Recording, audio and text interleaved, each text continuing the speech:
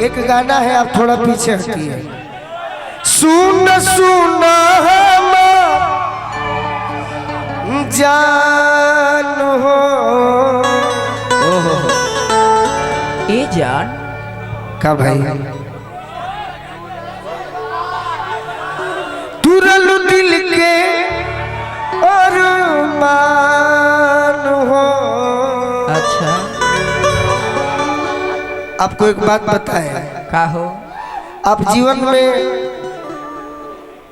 आपका जिससे भी रिश्ता है आप जरूर आजमाइएगा कि और कलाकारों में और गोलू राजा में क्या अंतर है। हम आपका और आपके पति का बड़ा सम्मान करते हैं और चाहते हैं कि जैसे भी हो हाँ हाँ आपकी प्रतिष्ठा बनी रहे। सही बात। सुन सुन मर जान हो,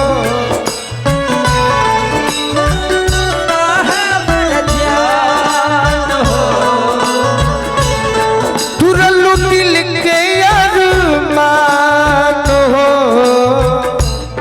तुरंत मिल के आराम हो।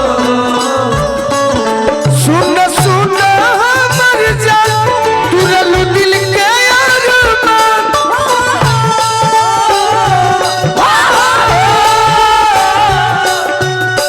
पियावा मिलल पर से हमके बोलो चिनबू की ना,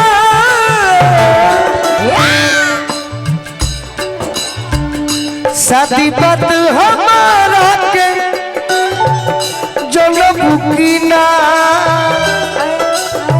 पहले नियन